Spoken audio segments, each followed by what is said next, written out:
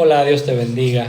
Paso por acá el día de hoy a conversar contigo sobre un tema controversial, pero muy necesario para poder entender quiénes somos en Cristo. Y es que hace unos años, cuando alguien hablaba de liberación espiritual, aun cuando estudiamos la Biblia, siempre se pensaba en una persona poseída, alguien atormentado, esclavizado.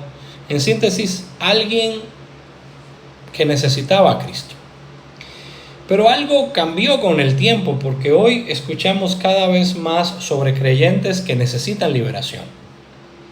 Creyentes con demonios, creyentes poseídos, creyentes que después de años en la iglesia descubren que supuestamente han vivido cautivos por espíritu de rechazo, espíritu de pobreza, espíritu de ira, de ansiedad, de depresión o espíritu de fracaso.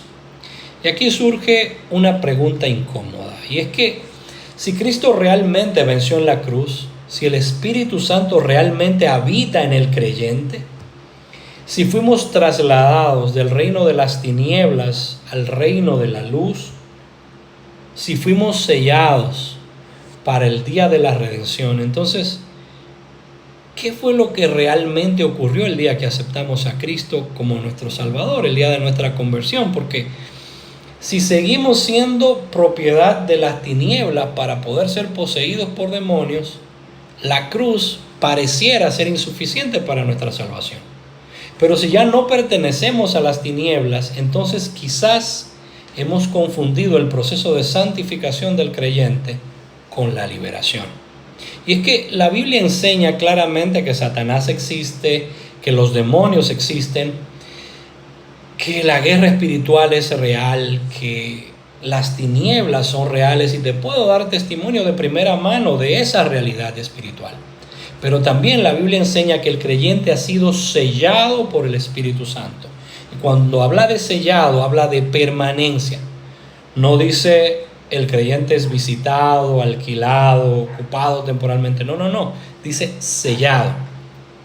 Y si eso es cierto, hay otra pregunta que deberíamos complementar, porque vemos que los apóstoles hablaron de arrepentimiento, de renovación de la mente, de la muerte al pecado, del crecimiento en gracia, pero nunca, y esto te voy a invitar a buscarlo, nunca hablaron de creyentes nacidos de nuevo siendo liberados de demonios.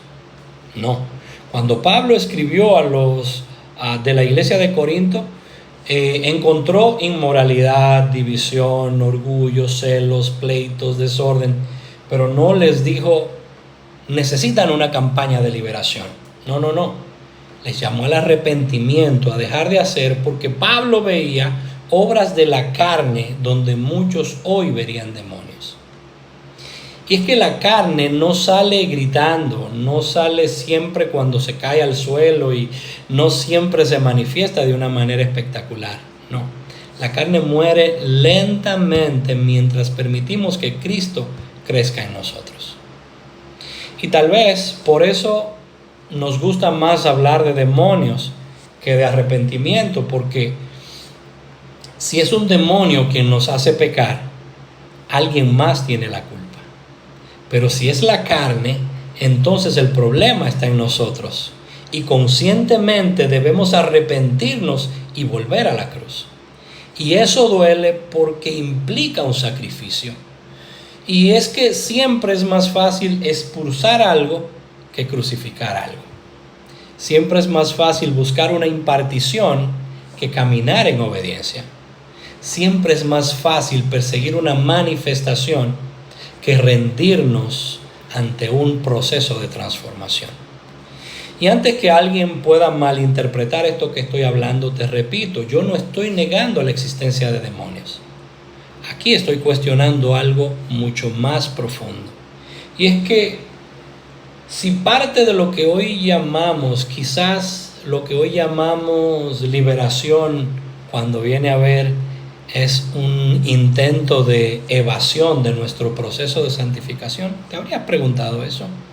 Y si estamos confundiendo la lucha contra la carne con una batalla contra demonios, Porque, ¿sabes? Son batallas totalmente diferentes y se pelean de manera diferente. Porque es que mientras buscamos una solución instantánea, Dios quiere formarnos como discípulos. Quizás mientras buscamos una manifestación, Dios quiere transformar nuestro carácter. Mientras andamos buscando una experiencia que cambie un momento, lo que Dios quiere es desarrollar una transformación que cambie toda nuestra vida. Y sé que algunos dirán, pero la Biblia dice que la liberación es el pan de los hijos. Y tiene razón. Jesús usó esa expresión, pero no para enseñar que los hijos de Dios viven poseídos y que tienen una necesidad de liberación constante. No, para nada. La usó para mostrar que su poder y su misericordia pertenecían en primer orden al pueblo del pacto, al pueblo que vino inicialmente. Este texto definitivamente no puede usarse para convertir al creyente en una casa compartida entre Cristo y los demonios. No, para nada. No puede usarse para hacer normal lo que el Nuevo Testamento no normalizó.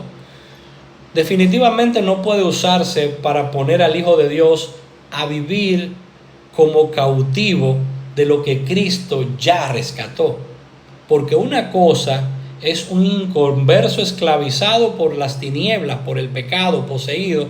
Otra cosa es un simpatizante religioso que nunca ha tenido un verdadero encuentro con Cristo. Y otra muy distinta es un creyente nacido de nuevo, habitado por el Espíritu Santo y llamado a crecer en santidad y a caminar en la libertad de los hijos de Dios.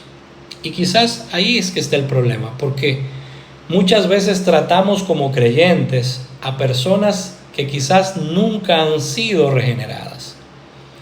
Y en vez de presentarles el Evangelio, le ofrecemos una administración. En vez de llevarlos a Cristo, le llevamos a depender del próximo ministro, del próximo culto, de la próxima manifestación o de la próxima sesión de liberación. Pero el Evangelio no produce dependientes de experiencias, produce discípulos.